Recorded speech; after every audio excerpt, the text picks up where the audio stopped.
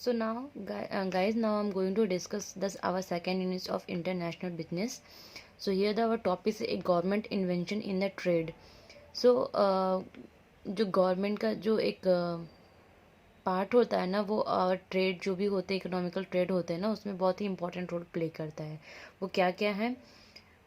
Protectionism means जो भी हमारी डोमेस्टिक चीज़ें जो हम एक्सपोर्ट करते हैं फॉरेन कंट्रीज़ को ना, तो गवर्नमेंट उसको प्रोटेस्ट करता है कि उस पर एक्स्ट्रा चार्जेस ना लगे. दैट मीन्स कि customers like when we are exporting our goods and services to the another country on the international basis or multinational or globalization, so they are trying to we not pay the extra taxes. like government वो try करती है कि हमें extra taxes ना पे करने पड़े और ये फ्री हो.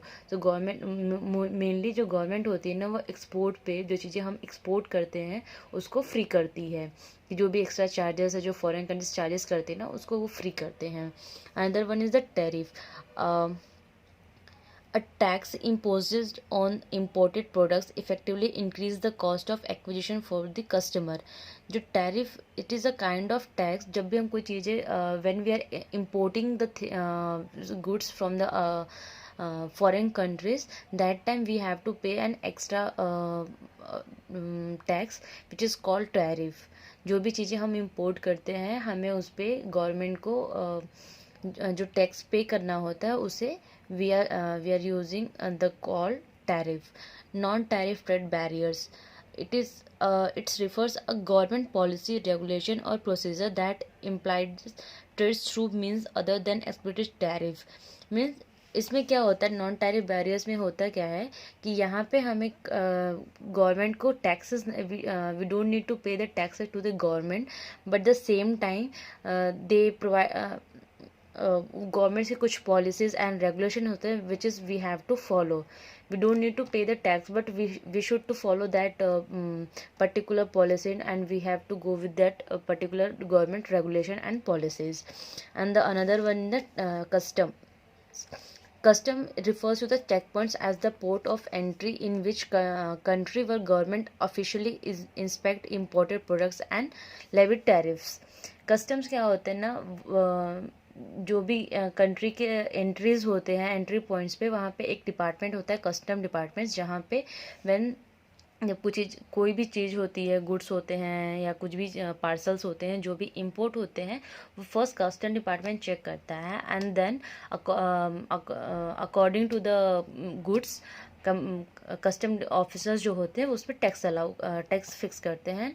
एंड उसको आपको जब पे करते हैं, then you can receive your goods. So custom department का वही एक जो मेन रिस्पॉन्सिबिलिटी है, they will check the imported goods and service, goods and parcels, and they will fix the tax according to the parcel and the goods, and later you will get your goods. Quota, a quantitative restrictions placed on imports of specific products over a specified period of time. Quota क्या होता है? जो एक कुछ चीज़ें होती हैं जो गवर्नमेंट जो कंट्रीज़ के लिए, लाइक हम उसे इंपोर्ट तो करते हैं, गवर्नमेंट अलाउ करती है कि इंपोर्ट कर लो, but maybe it is not a good for certain time for the country.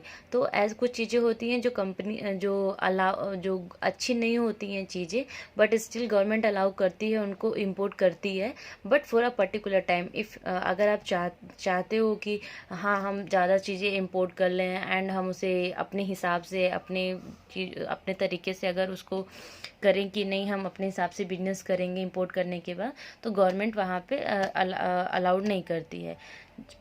अब इसका एक बेस्ट एग्जांपल जहाँ तक गाइज मुझे समझ में आ रहा है, like China, made in China lights and bulbs and candles, which is basically used at the time of Diwali festival.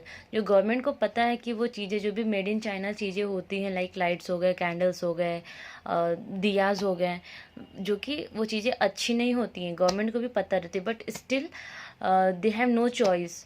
उनके पास कोई भी दूसरी चीज प्लान्स नहीं है, चॉइस नहीं है कि वो उसको अलाउ ना करें. They are allowing but for a certain of time only. So this is the example of quota.